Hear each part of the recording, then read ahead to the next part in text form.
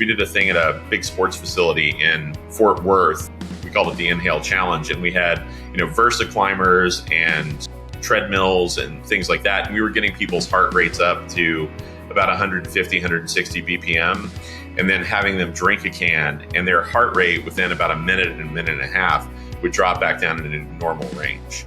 It's anecdotal, but there have been people that have asthma that are using this in lieu of albuterol because it decreases, your heart rate while increasing your oxygenation in lieu of making you jittery and increasing your heart rate and increasing your oxygenation.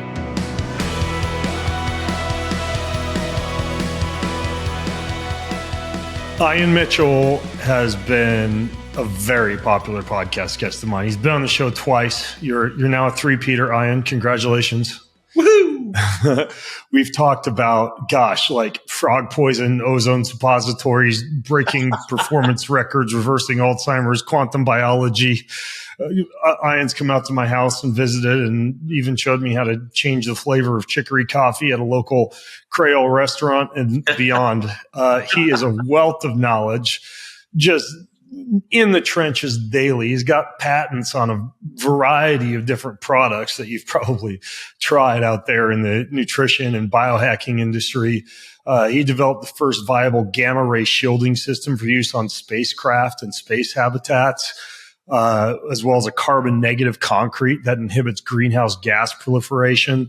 He's got a bunch of other products, like I mentioned, in the CPG space, but he recently figured out something really cool that he could do with water. I'm holding what he did right now because I got my hands on a few cans of this stuff. It says super oxygenated water.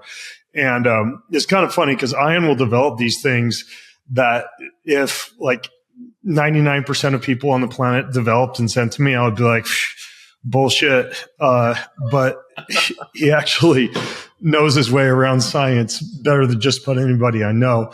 So, Ian, are you ready to geek out and put on our tinfoil hats and talk all things super oxygenated water? Yeah, let's do it, man. Cool. By the way, if you're listening in, the show notes are going to be at bengreenfieldlife.com/inhale podcast. Inhale podcast. I suppose you've probably gotten a little bit of flack, Ian, about the other meaning of the term inhale. Well, I tried to get Bill Clinton as a representative for the water, but that hasn't gone down yet. So yeah, we'll get his face on the camera. If eventually. we could get him just sitting there going, "I do now," that would be quite epic. Well, it's pretty rare that you can get my sons hooked on something and they're drinking. I've been going through my stash super fast because they slam a can of this before almost all of our father-son morning workouts. And you told me that it would do certain things. We can get into it on this podcast, but I do hyperbaric, I do exercise with oxygen therapy, I use all these oxygen modalities. And when I drink a can of this, it feels very similar as far as the overall oxygenation. So I'd love to hear a little bit more about what's going on here and how this thing came to be. Yeah. So it was, we're friends. So you've seen me walk around with my Safety Third t-shirt that my staff made me. And they gave that to me because I blew the lab up. And I blew the lab up while I was actually developing the process on how to make this. So kind of the basics of this is water typically has 5 to 8 parts per million oxygen. This is much, much, much, much, much higher. It's actually you can test it and you'll get well over 180 or 200 parts per million, depending on which can you open. We say that it's, upwards of, I think 7 times, which is really only somewhere around the 50, 60 range. And it's actually, there's a preponderance of oxygen. So it's much more dense than that. But, my thought was after you open it, there's kind of a partial pressure issue. So it starts to dissipate a little bit just because of equalization of the pressures and the concentration gradients of everything. So the oxygen that's in the water starts to delocalize a bit. Usually, because when you're opening a can, you're shaking it. And when you shake the stuff, the molecules, the way I actually did this, it's nanoscopic bubbles, right? So you crack the bubbles down so that they're nanoscopic, and then you effectively kind of lock them in position through a whole bunch of bizarro chemistry that, I had to create this super weird rig to actually get to work, dropping temperature gradients and increasing pressure gradients and all kinds of weird stuff. But The idea was to basically make hyperbaric in a can. And it's great for performance athletics and stuff like that.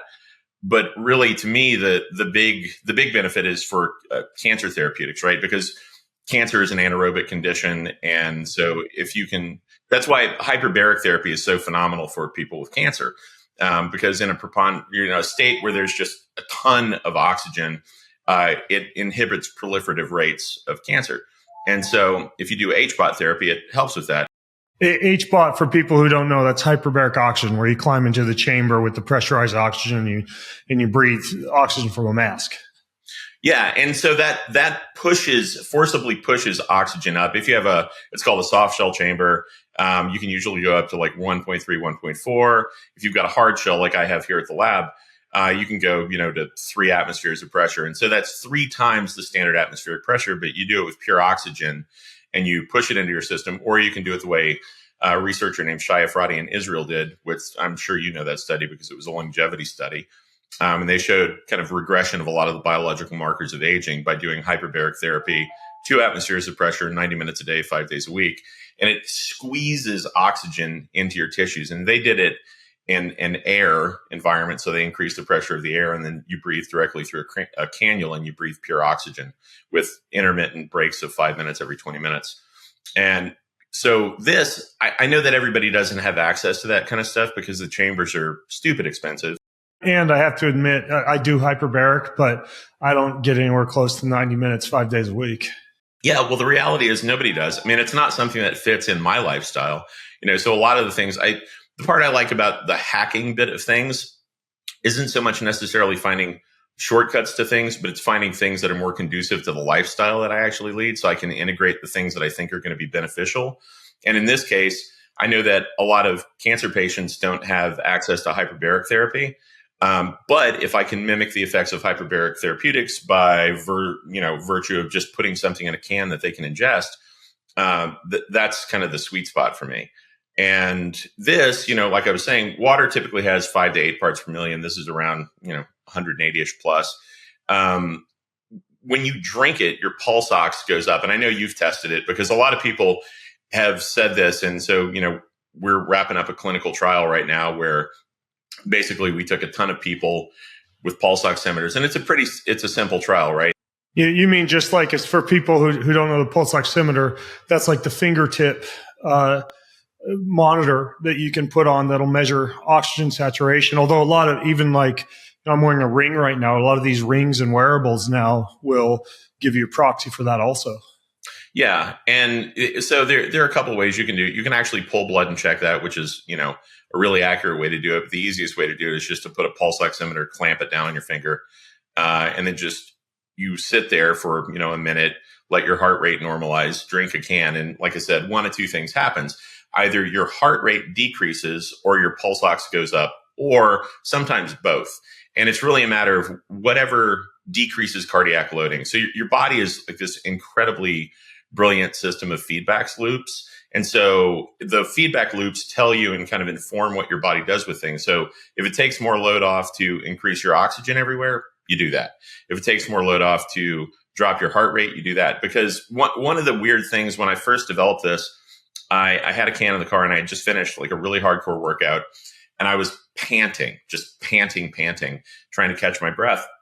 And I wasn't thinking about it like this at all. And I cracked open the can and just downed it just because I wanted water, not because I was thinking about the oxygen component. And I was breathing, and at about like the 50, 55 second mark after I downed the can, I was going, and I literally stopped mid respiration. I thought, well, that's peculiar. And it was kind of my, my grew a third long. Yeah, it was super bizarre because I'd literally, like, in my entire life never felt anything like that, where like mid cycle of respiration, it stopped. And then, and I felt fine. I was like, whoa, that's kind of a bizarre reaction.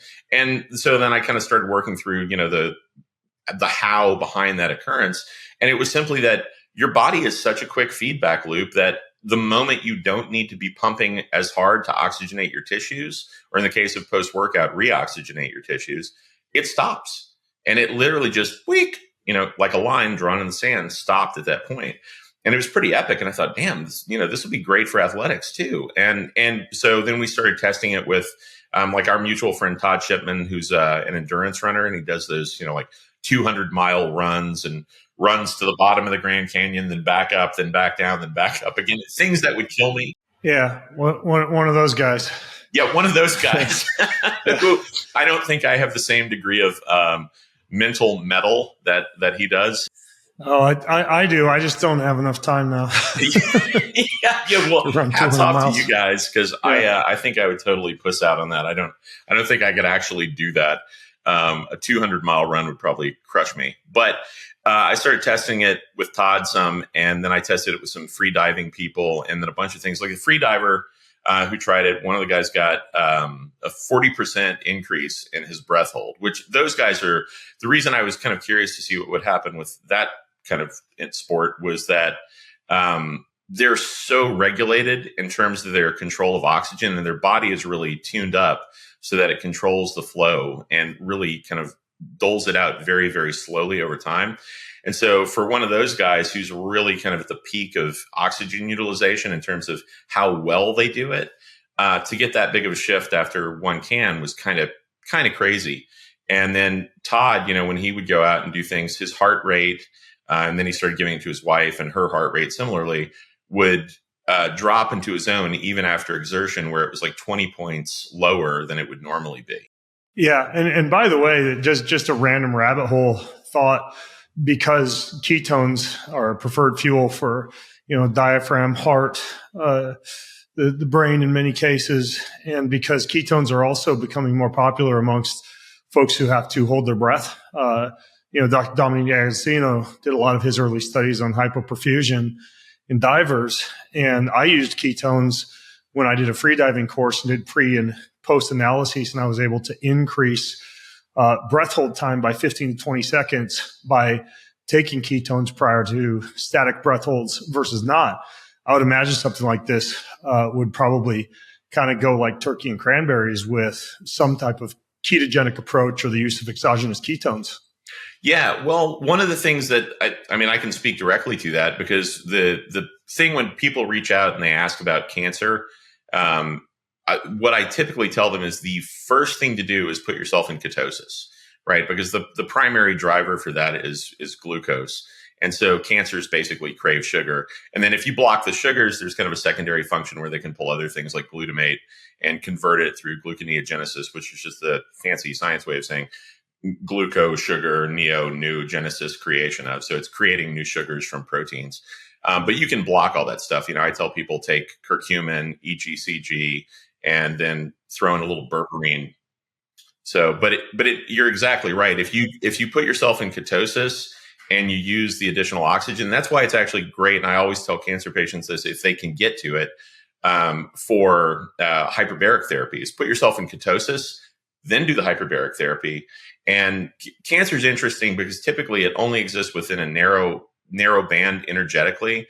So it actually marginalizes your cells and decreases their output to a threshold where it can propagate. Because if your cell has energetics above that level, it's actually okay and healthy. And if it goes below that level, it's likely going to die. And, that's not the goal of the cancer. It's trying to propagate. So it keeps you marginalized, but within this very narrow bandwidth. And if you go into ketosis, the energetics in your cell go up. And if you hit it with oxygen, they go up again. And then if you hit it with red light, you oscillate the cytochrome and they go up again. So it's, metabolically, it's like a great, as you said, turkey and cranberries. Yeah. And probably a fourth modality would be pulse electromagnetic field therapy, earthing, or grounding, not only to reduce red blood cell viscosity, but also to increase permeability of the cell membrane. Well, I don't know if I sent you the picture from our clinical, but in terms of decreasing the viscosity in the blood and kind of changing the flow, like most people that are listening to this show, because of kind of your demographic, most people are going to know that our blood has a tendency to cluster in the presence of toxins, or even just EMF fields like a router or your cell phone or something like that. It causes kind of a chain to form out of the red blood cells, and they look like these long rolls of red blood cells, kind of like coin rolls that are stuck together. And in terms of like evolutionary biology, the way we evolved, our bodies are designed to have these perfect little, roughly 8 micron happy red blood cells rocking around. And they can get to all of your peripheral vasculature, and they can get, little spaces and oxygenate everything and deliver nutrients. But if you cluster them, you're hosed, right? And PEMF, that used to be my like go-to method prior to this.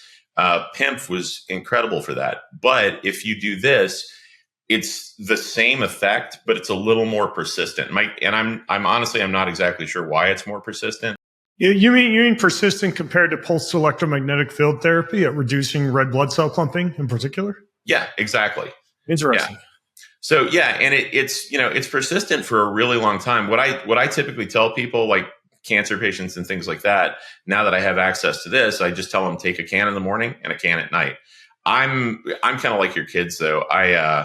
The other thing is I suck them down because I try and put myself every day, no matter what's going down, every single day, I try and crush myself cognitively. And the reason for that is, and I know you know this, but basically every day your brain pumps out new neurons. And every day your body kills said neurons through a process called synaptic cleaving or synaptic pruning. And the reason for that is your brain accounts for like 2% of your body mass, but it sucks down 20 to 25% of all of your oxygen. So if, like me, you're basically taking an SAT every single day with the amount of new stuff I'm working on and techniques I'm trying to develop and theories and all the kind of cognitive load that I put myself under every day, in addition to the standard battery of stuff I'll do, like dual in-back and puzzles and all the kind of stuff, like mental gymnastics that I literally do every single day. Because when those neurons come out of your hippocampal region, if you put them under a load that they've not been exposed to before, they actually cement in place and your body doesn't synaptically prune them. So effectively, you tool up and you take, a 4-cylinder car and you make it a 6-cylinder car, and then you make it an 8-cylinder car, so that if you're trying to redline the thing, and you want, say, in the analogy, like 400 horsepower, tricky for a 4-cylinder car, really easy for a 12-cylinder car. So I have tried to consistently for the past few years overclock my brain every day and put it under load in new and different ways, learning juggling, instruments, languages, different things like that. Yeah. Yeah. For me right now, it's guitar and ping pong. Yeah, actually ping pong is phenomenal. Because it does, the hand-eye coordination. And that's the same reason that juggling was really good, is because it was something that I wasn't used to, and it triggers bilateral communication. So you have to fire through the corpus callosum, and you're really triggering a lot of stress on your brain. And the two hemispheres of your brain are communicating, and that puts an extra load neuronally. And so your body goes, oh, we actually need these neurons. And it puts them in place and cements them there. And once they're there, they're there. But like I said, they're crazy resource consumptive in terms of oxygen load. So for me, this was something kind of akin to like phenylpiracetam, where I could take it. And that's for everybody who doesn't know, that's a really intense nootropic. I could take it and kind of the lights come back on and your brain is juiced up. Because I don't think the average person isn't going to be doing the kind of like physical exertion that you're doing or the crazy kind of mental gymnastics that I'm doing every day. But if they're not and they take this stuff, then they're going to have just a preponderance of energy, and they'll be able to kind of rock through their day with a lot more ease. Yeah, I'm pretty sure you just called yourself a nerd and me a meathead. But, you mentioned that you drink, perhaps even 2+ servings of this on the daily. I probably average a can a day right now. And it makes me think about ozone, right? I drink ozone water, a little ozone water generator. And so I'm getting triatomic oxygen that I'm consuming. Like I mentioned, I also use hyperbaric, and I'll even do the exercise with oxygen therapy sometimes, where you exercise with an oxygen mask on your face. But kind of like red light therapy, there is a law of diminishing returns. With red light therapy, with free radical production, with ozone therapy, or even hyperbaric to a certain extent, too much reactive oxygen species formation. I mean, that's one of the mechanisms of action via which something like drinking ozone water works. It sparks the body's own endogenous antioxidant production via the contribution of reactive oxygen species. So would there be any risk in drinking too much hyperoxygenated water? because of that? No, and the reason for that is, so basically you've got two things going on there, and I know you've used the biocharge product. I developed the ozonated oil capsules, and so I did quite a long time, a couple years of real hardcore stuff in ozone, and what's interesting there is that's oxidation, right? And all of these things are oxidation to a certain extent because oxygen is going to strip some electrons. But ozone specifically, it's really, really heavy duty because that trioxygen, the extra oxygen, wants to strip electrons to balance out the charge. Now, ozone is about the third most reactive molecular species. So the moment you ingest that stuff, it's going into action, and it's actually spent in about, I don't know, a couple milliseconds after you ingest it. And it's exactly the same effect as a process called autohemotherapy, where you pull your blood, then you inject direct ozone into it. The blood typically changes from kind of a dark red to a super bright cherry red, and then you reintroduce the blood via IV. And that does the same thing. You'd think of that as ozonation, but really in truth, what's happening is because those molecules are spent so rapidly, it's triggering an upregulation of oxygen. In the case of the water that you're talking about, you're looking at a really hardcore oxidation, effectively rusting, right? For anybody who's kind of grappling with it. When you rapidly oxidize something, you burn it, you rust it, you strip electrons away, and depending on the violence and the rapidity of that reaction, you get either fire or rust or a mild degradation oxidatively in your body. That's really hardcore oxidation. Now, this, because it's just diatomic oxygen, so it's O2, it's actually oxygenation. If the product or the process of oxidation happened every time you were exposed to diatomic oxygen, like you are in the air, basically your lungs would burst into flames in a second. Yeah, that's true. You'd be breathing yourself into oxidation every time that you're respiring. Yeah, literally, it's the same thing that happens to people if they accidentally, and I have a friend who did this, accidentally ingested ozone, and it just about killed him. And very rapidly, because it just rips away the alveoli and strips your lungs and can quite literally kill you very quickly. Ozone's great if you do it, rectally, but you don't want to do anything that's going to take it directly to your lungs. I mean, you can even do it in your ears. You can ingest it. But if you take it directly into your lungs, you're kind of hosed. And I mean, to your point, that hormetic stress that you get from exposure to ozone triggers one certain reaction very rapidly. But the cascading effect of that, we always would say in the literature, if you read it, talks about ozone triggering an ozonide cascade. That's a persistent effect where these ozonides stimulate your body for about a day. I actually thought that was the case and based a lot of work on that because that's what the literature says. And I think all of us in the space who work on ozone think that. And in my case, I thought that. After I started working on the oxygen project, I realized, and I honestly, I don't know why it didn't dawn on me sooner. I realized that because that molecular species is so reactive and it's spent in, under a second, what's really happening is your body has an oxygen sensing network, not an ozonide sensing network. So the same effects that I saw from the hematology on autohemotherapy, where you look at the blood from somebody that's doing autohemotherapy, is identical to what you actually see if you look at people doing hyperbaric oxygen therapy or drinking the hyperoxygenated water. Because if you take anything that's above 80 parts per million, there's actually a biological threshold, and there's a lot of papers. Like if you go to the Inhale site, I think the papers are probably linked there because I wrote everything up because there was a biological threshold at 80 parts per million.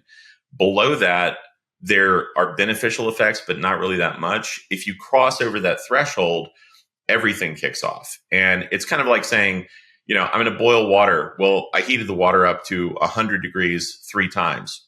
Doesn't matter. Doesn't do anything, right? You have to hit that 212 threshold. And if I in the lab, if I can get the water to 100 C, it boils. If I do 50 C 2 times, no effect, right? So there's a critical biological threshold that you have to exceed. And when you do that, magic sauce. And you said the critical biological threshold for oxygen in this case in water is 80 ppm? Yeah, 80 ppm. Yeah, that's where you start seeing the biggest effects. And you can see, like I've seen really interesting effects. And there are a lot of papers on this. And I think probably the site has all their literature on this that I pulled and collected. Things in terms of like alcohol consumption. When people drink alcohol, it puts their liver under a burden. And if they drink oxygenated water and it's above that 80 ppm threshold, it kind of force stimulates the liver and it processes the alcohol out pretty close to instantly. But are you saying I could just like make a cocktail with inhale and just do like a little mezcal, some lemon and this, and it's kind of like a detox retox type of thing? Yeah, it'd be more like a buzzkill might be the name for that. So you're not really, it's not really like if you had that and then you had a shot of inhale afterwards, yeah, that'd be called buzzkill because you're not really going to get much of the effect of the alcohol because it's going to get metabolized, super fast. Oh, interesting. Okay. Got it. So, back to the ppm thing, you kind of went through pretty quickly that you figured out a way how to get oxygen to water, but oxygen is a gas. I would imagine to be somewhat unstable. I know that I think you had mentioned to me, you don't just like open a can of this and leave it sitting out for the next 24 hours and finish it later because eventually the oxygen will dissolve out. But how do you get it stable to stay in the can and not have it all just like rush out when you open the can? Well, a little bit of it rushes out. That's why, I say that like on the can, it says 7 times the oxygen. And that's because you can open it and leave it there for quite a while, a couple of hours and still hit those rates. But it's when it starts, like when you first crack the can, it's about 3 times as much. And the other thing, and I know this, is when you open one of these cans, there's a bit of a sploosh where water comes jetting out at you. And the reason for that is those cans are, unlike a normal can where there's an airspace at the top, there is no airspace at the top. The can is overfilled. And when the lid goes down, it's actually sealed right then with water being pushed out. And that's because any gap that's to us almost, negligible for an oxygen molecule is like the size of a superhighway, right? So you don't want any space in there because as long as it's in situ and just statically in the water, it can't really easily move out with the can closed. When you open it, yeah, it's going to try and balance out the partial pressure of the atmosphere to the internal part of the can. But because of the size of those bubbles, there's actually a term, it's called zeta potential. When you overcome the zeta potential, it doesn't just rush out.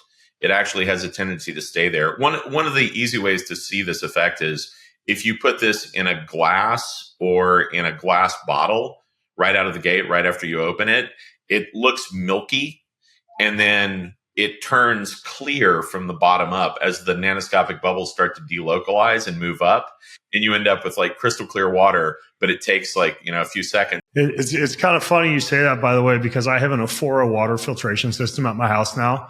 And it oxygenates the water. I obviously can't take it when I travel. I don't think it's quite the level that's in inhale, but when I draw water out of the faucet, the first few times I freaked out because I'm like, the water's all cloudy. And then within like 30 seconds, it was already starting to get clear. I thought the water was contaminated. It's just the oxygen concentration in the water from this water filter.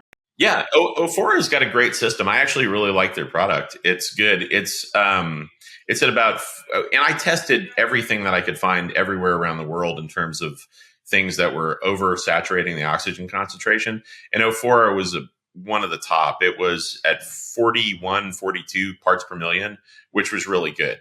And that was, pretty much better than just about everything. Everything else I tested domestically. There was some other stuff in other countries that were pretty good. But that was just domestically, that was probably the cream of the crop.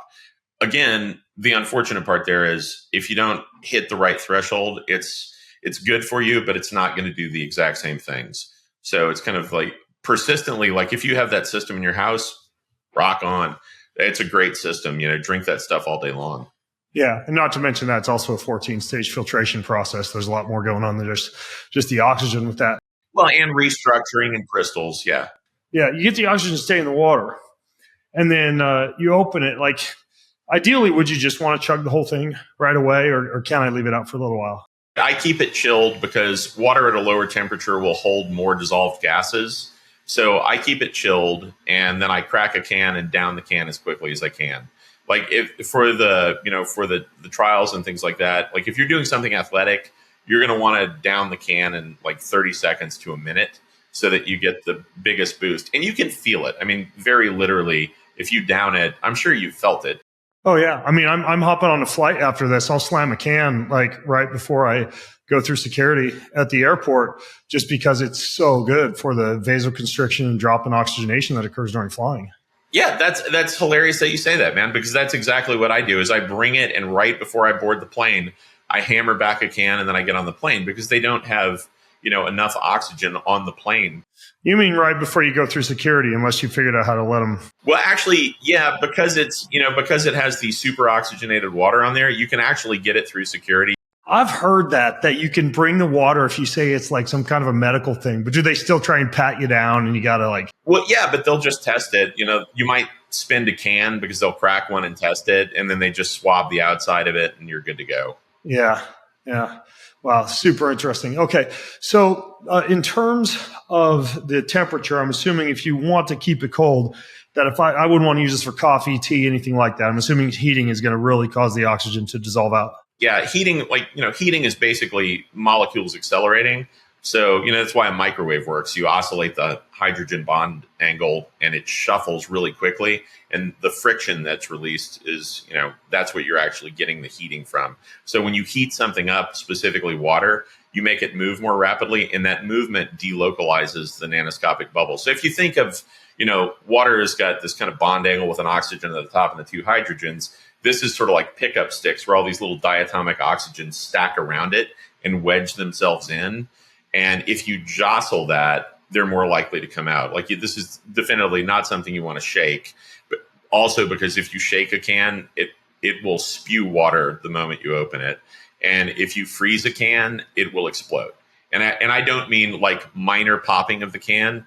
It will rip the top of the metal off of the can. So yeah, it's pretty cool. And also, if you freeze the water, it's beautiful. So unlike normal water, if you freeze it, the surface is smooth. This, if you freeze it, it has little circular clusters all over it because of the way the oxygen groups and bonds. Yeah, it looks beautiful. Like it's really, really beautiful. That's interesting. But if I froze it, I don't know if anybody would do this, but let's say I froze it and like made a slushy out of it. Would the oxygen still be present? Yeah, you definitely still have the oxygen. If you get it to the point of being slushy. Oxygenated snow cones in my house this summer. I'm rocking out to Idaho soon. Yeah, that'll work. Okay, so regarding the can, obviously we've said can a few times. A lot of people in the health sector, their ears kind of perk up and they wonder about the lining, about metals, things like that. Do you take that into consideration with the can? Yeah, I do actually. I mean, I think, I'm as concerned as the next guy about microplastics, and these are BPA free, and that's right now in the current state of things. It's kind of I looked at the nexus of what the benefit was versus the cost benefit analysis of everything, and say, okay, like I can get this out to a ton of people at a super low price, or I can put everything in glass, which we probably will do at some point in a couple of years. Put a version in glass. It's just going to be an entirely different price point because the shipping of everything is much more expensive and the breakage levels go up when you're transporting things in glass. So I'm not trying to be so adherent to all of the tenets that I would love to be able to do, and sacrifice the ability to get it out to people. So this is one of those things like, yeah, it might cause a 2%, detriment, but it's going to cause a 200% benefit. Okay, fair enough. That's a trade-off I'm willing to do. Okay, got it. All right. So in terms of the effects, you brought up a lot of what it sounded like was kind of anecdotal for you, for freedivers, for Todd, who's doing the running, et cetera. Have you done any type of clinicals on it or looked into any research beyond that? Yeah. Well, there's actually been a lot of research to date. I don't think anybody other than us has actually done an IRB clinical trial on it. We're just wrapping that up now, but it's one of those things we're doing it really specifically just to prove the point, kind of incontrovertibly say, yeah, it does this, because I've already done this with so many, probably at this point, a couple hundred people with pulse oximetry and looked at it.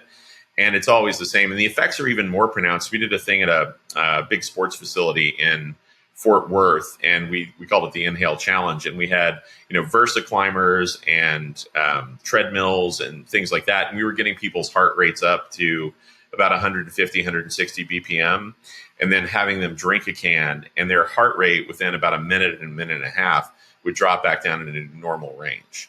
And that's actually, that was just leveraging what I had done accidentally on my own. It was just kind of like, how do you explain to people what the effect really is? Well, if they're just standing there, they're going to feel a little bit of a head rush, but they're not going to notice the full benefit of it. But if they're putting themselves under a real hardcore load, they will see the benefit very quickly. Okay. Interesting.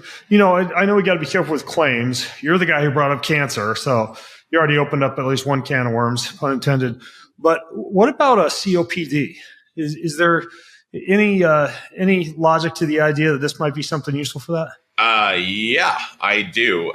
There are people who have asthma that, and again, I will say no claims and it's anecdotal, but there have been people that have asthma that are using this in lieu of albuterol because it decreases, your heart rate while increasing your oxygenation in lieu of making you jittery and increasing your heart rate and increasing your oxygenation, which is kind of a, best of both worlds. If you can get your parasympathetics to kick in and you're kind of in a more relaxed, chill space, and you can oxygenate yourself, you're better. I mean, what people don't really realize is one of the things I leverage to do this is every single person listening to the show has consumed all of their oxygen in a liquid format, right? Every person here, while in utero, consumed all of their oxygen as liquid. So the entire network is still there to be able to do that. You can use its aquaporins. You can use aquaporins to shuttle oxygen into your system through the cell membrane. And everything's still there. It's just dormant. Once we transition over to our lungs, we just stop using all of our systems. Biology is really beautiful because, and I know you've heard me say this, but if you're working on biochem or biology and you look at a human body and you're not dumbfounded by the complexity of it and the brilliance of it, you're not paying attention. Because we have all of these primary, secondary, tertiary functions where you don't just have to get energy from eating food and breathing. You can pull it from red light. You can literally pull it from, high frequency static electric fields. There's so many backup systems that we have. Did you see even that recent study that showed that vitamin absorption was occurring via inhalation through the air? No, it came out like 3 weeks ago. They were seeing that when they infused air with certain vitamins that were absorbable via the lungs, that they were increasing nutrient status in people. I reported on it in I think podcast 384. I talked about it. I don't know if that one came out yet, but yeah, it's fascinating. Okay, I'll look that study up. That's very cool. See, but that's the thing. I mean, that's the brilliance of the body, the way we are developed and built. There's so many loops that you can go through where if you can't do this, you can do this. And if this fails, you have access to this. That's why when you look at people kind of in end-stage failure at the very late, part of their life, things happen systemically. You can basically go, okay, this is going to fail. When the load of this transfers to the load of this, then this will fail. Then that happens, and it's kind of like the Rube Goldberg effect biologically where, the marble rolls down, hits the pinwheel and throws something else out. But that can also work in kind of retrograde to our benefit, right? We've got all these other systems that are there for that purpose, but we don't typically use them. That's why I love red light therapy, is it kind of like you said with regard to ozone, it triggers a response that's beneficial to a point, and then there's too much. I mean, there's definitely, you can do things in excess, specifically with hyperoxygenation, red light therapy, things like that. They fall under a category of a thing called a biphasic. It's a new term I learned the other week called overhacking. Yeah. Oh my God, man. I know so many people who do that. It's actually very interesting. I'm not joking. I interviewed the folks from MeScreen who are doing new blood-based tests on mitochondrial efficiency, mitochondrial health, and free radical leakage. And they actually are finding in a lot of the biohackers that they test, just did this interview a few days ago, I didn't release it yet, that they're actually kind of creating excess ROS and reducing mitochondrial efficiency through typically excessive hormetic stressors, whether that be light, electricity, oxygen, et cetera. So there's a lot of diminishing returns for sure.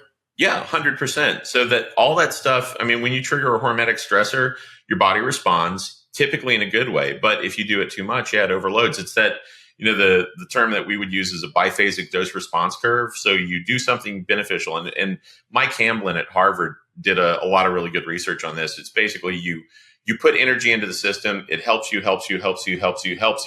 Then you overload the system and it drops you lower than you were when you started, which is why, we've talked about this. I always recommend people doing red light for hair growth.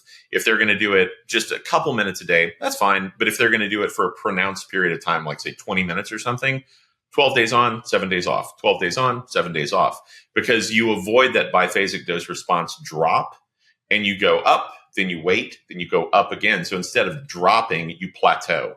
Right. It's like classic exercise-based periodization, right? Stair-stepping effect for fitness.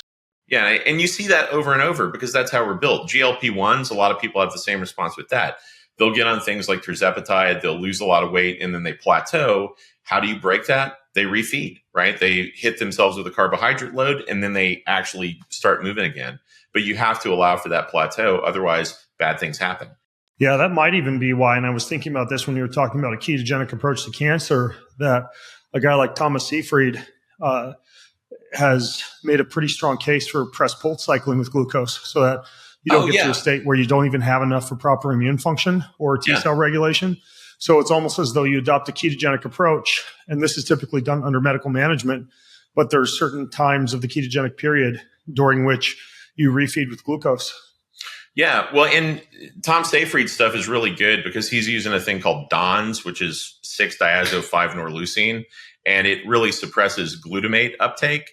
And because that, like I was saying earlier, that's part of your problem, right? Like you can block sugars in ketosis, but your body will still trigger the production of sugars from proteins. And he uses a thing called DONS, or that's the acronym for it, to inhibit that. But you can also, DONS is a little tricky because it can completely block it. And that's why they pulse press it and do a cycle like that. But if you completely block it, it will kill you. And so my take is you can hit sort of similar effects with curcumin. So I recommend people take nano curcumin and EGCG from green tea, and you get a very similar effect in terms of glutamate inhibition. And assuming you're looking for systemic effects from the curcumin, for people who use it for gut inflammation, I think the use of bioperine or black pepper along with it isn't something you'd recommend because that will increase absorption from the gut into the blood. But in the case of what you've just described, you would want a very bioavailable form of curcumin or tumerosaccharides or something like that, or you'd want to take it with black pepper. Yeah, and I'd recommend it because the nanoscopic size basically you can fit more through membranes just if you break the size down. So nanocurcumin, I typically tell people to take there's a soluble version that I tell people to take. Is that like a certain brand? Yeah, I'll send it to you. You can link it in the show notes if you want. Okay. Yeah, cool. I will. Show notes, by the way, for folks listening are at bengreenfieldlife.com/inhale podcast. Ian, I know you're always up to all sorts of interesting things at your super secret Batman labs. Are there any other projects beyond super oxygenated water that you've been working on, or any insider things you're able to reveal?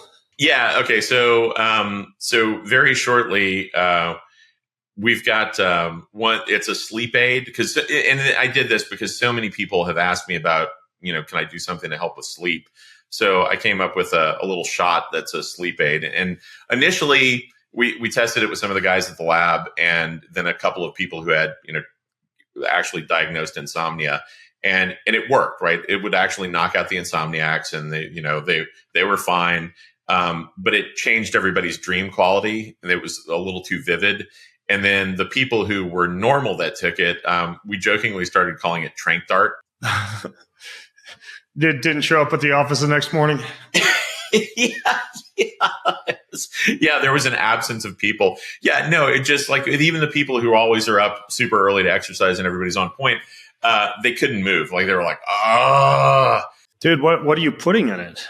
That actually was a combination of two of the components that were triggering that part. And it was kind of a process to work it backwards to figure out what got the right effect but didn't hit that. That was valerianic acid and 5-HTP. So valerianic acid, would that be like the concentrated version of what you find in valerian root? Exactly. Yeah, that's exactly it. Yeah. So that kind of takes the edge off. But those two things, there was a a ratio that needed to be adjusted. And there is kind of a sweet spot.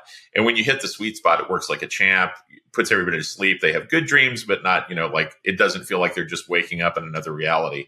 And then, they can get up in the morning as opposed to being just absolutely hammered. And are those the only two components, HTP and valeric acid? No, there's like 8 different things in there. And it's, sleep, not shockingly, is a relatively complicated thing because you've got a lot of different stuff going down in a lot of different systems that you have to kind of tap and adjust and loop in. And so to modulate all of those different components, I always try and do things in terms of like the minimum effective dose and also the minimum number of constituents and whatever I'm putting together to get the right yield. And so sometimes I'll start with a much larger list and then kind of reductively I'll go down and pair it until I can get the same effect, but without something, just take out, like if I find a compound, like one of the other things in there is alpha GPC, the glycerol phosphorylcholine. And, that actually replaces a couple of other compounds. So, I just keep paring down until I figure out a way to do it that's efficient so it doesn't put a bunch of extra stuff in your body. So when will people be able to purchase Tranq Dart? Probably beginning of March, they'll be able to get it. Yeah, so maybe 3-4 weeks after the show comes out. Yeah, about a month after the show airs, It should be up on the site. And then the other thing that I've been kind of jazzed by is we were working on a process to eliminate type 1 diabetes, and that's a cool one. And so we've only done it once, but it worked, and it was a relatively simple procedure. But it's, more will be coming on that. I have the second person doing that will be here tomorrow. Wow. And is this like a supplement that you've designed or something different? No, it's not. It's actually, so that's when you look at something that, like in the case of that, it's right. Typically it's thought of as an autoimmune response to beta cells in the pancreas. And you can't, at least in my experience, you can't necessarily hit a problem head on, which is one of my issues with the way that we do things in allopathic medicine a lot and standard kind of Western chemistry is we try and use just a bigger and bigger and bigger hammer to crush one thing. And that's not how the body works, right? You need something that's appropriate. And usually it's multifactorial, right? Like you have to look at all of the different components. So that's a combination of peptides and exosomes and a couple of other, super magical things that will be coming out shortly. We're going to publish a paper on it. And it's really, that one, that actually made me happy because, and I know I sent you the text from the person that did this. She had been a type 1 diabetic for 33 years. And that was awesome to me, like straight up cool. Like she was dumbfounded. She texts me every day because she's continuing to track all of her numbers and everything. And it's pretty epic. And I actually, with that, because what happens is you re-trigger the beta cells and the islets of Langerhans inside the pancreas, and they start to proliferate again. And then when that happens, they start growing and they're producing their own insulin. And honestly, it's an easy thing to test for because in the case of type 1 diabetics, they are diabetic. They don't have C-peptide produced in the pancreas. And then when you can trigger a lot of C-peptide, you know that the pancreas is actually producing insulin, which is something that's easily tested for because if they're just taking exogenous insulin, that doesn't happen, right? You don't get the C-peptide component from the pancreas. And so it's kind of even when I was talking to the doctor about doing the full-scale clinical trial on it, just so I could suss out the validity of it and publish with something larger, I was asking about what we needed to do for a control.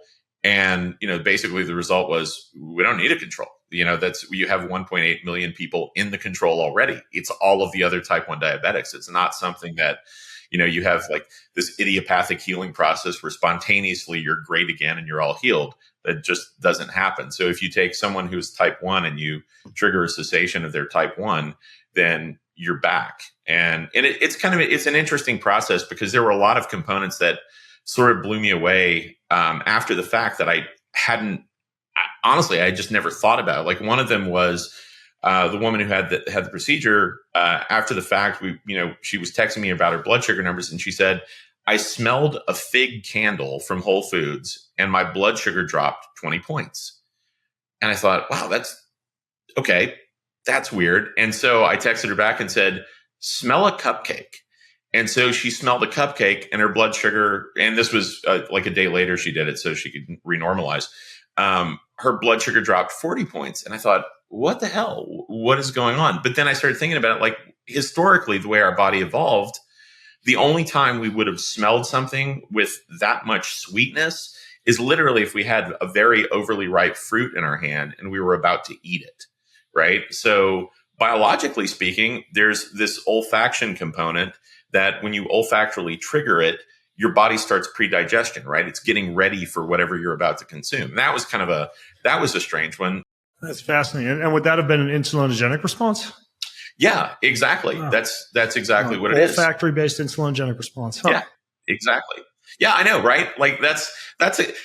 I mean, that's the kind of stuff I love about this, because it's not something I can go to Google or PubMed and look up research on. Hopefully, it works if you can smell a steak to build muscle. That would be great. You'd see me walking around with that attached to my nose all the time. Yeah. How far out are you in terms of being able to release that data, those findings, or that protocol to the general public? Well, so we're going to do more testing on it so we can have one definitive endpoint and do a clinical trial on it. I'm going to start. I've already released it to a few doctors in terms of how to do it. So it's out there. So it's going to be coming at some point. Really, that's one of those things. And it's stupid easy. It's not some crazy complicated thing. My real concern with that is anytime you shake up an industry, like we all have this kind of naivete about thinking that everybody wants everybody else better. And unfortunately, that's not the case, because when there are a lot of entrenched monetary interest in play, things get dicey. Like with type 1 diabetics, there's 1.8 million of them in the country. The average annual expenditure is $27,500 per patient, which accounts for $49.5 billion of annual revenue to companies, right? Mostly pharma companies for production of insulin and peripheral material. The patients want it gone. The people who are impinged biologically because of that want it gone. But the guys who are tracking billions of dollars to their bottom line, they 100% do not want anything to shift, right? They may back a foundation or say like, yeah, we're working on, this or that, but then they publish papers like Living with Type 2 Diabetes. And I know you know this, but like read Jason Fung's book, he's a good doctor, he's a nephrologist. Like you don't want type 2 diabetes, fasting, macronutrient ratios, exercise. Yeah. I mean, that's something that with the current technology we have, very easily dealt with. There's kind of a contrast of insulin sensitivity and insulin receptivity. And when you hit those balances, you can really help people. With this, it'll be out next year, early next year, because I've already started disseminating everything, but I figure it'll take probably a full year to do all the clinicals and all that stuff. And it's cool because everything's autologous. Everything is just 90 minutes at my lab, out the door, done. Yeah. Wow. Well, I'm super excited to see it, man. Yeah, me too, man. That's one of those things, it's moving the needle. I used to have this big thing on the board. The motto for the company is, move the needle for Wizard Sciences. And I had this thing that said, fix the people, break the system, because intrinsically, good, bad, or otherwise, I'm going to try and help. That's how I'm wired, right? Like pick your fight. And that's my fight. Yeah, well, you're doing it in a very, very unique way. And for those of you listening in, I'll link to Ian's website, Wizard Sciences. But also, if you want to try this stuff, I actually have a plane to catch. So I'll start wrapping up so I can go, try getting through airport security with one of these and maybe stash an extra one just in case. But you can get it. I'll put links in the show notes. We got discount codes and everything. Go to bengreenfieldlife.com/inhale podcast. And then, Ian has so many other cool products at Wizard Sciences. I'll just link to all his stuff as well as the two other wide-ranging podcasts that I did with him. So, Ian, until you get your butt out to Idaho, I'll say goodbye. But dude, this is incredible, and I really think folks should try this. So thanks, people, I love this stuff. In this setting, inhale. Permission granted to inhale. All right, much love, man. Take it easy, man. Good to see you. All right, folks. Show notes at bengreenfieldlife.com/inhale podcast. Thanks for joining. Try this stuff out for yourself. Keep me posted on what you think in the comment section where you can leave your feedback, your questions, anything else that you want to run by me and Ian. I read all those comments, so feel free to pipe in. Have an amazing week. Do you want free access to comprehensive show notes, my weekly roundup newsletter, cutting edge research and articles, top recommendations from me for everything that you need to hack your life, and a whole lot more? Check out bengreenfieldlife.com. It's all there. bengreenfieldlife.com. See you over there. Most of you who listen don't subscribe, like, or rate this show. If you're one of those people who do, then huge thank you. But here's why it's important to subscribe, like, and or rate this show. If you do that, that means we get more eyeballs, we get higher rankings, and the bigger the Ben Greenfield Life show gets, the bigger and better the guests get, and the better the content I'm able to deliver to you. So hit subscribe, leave a ranking, leave a review if you got a little extra time. It means way more than you might think. Thank you so much.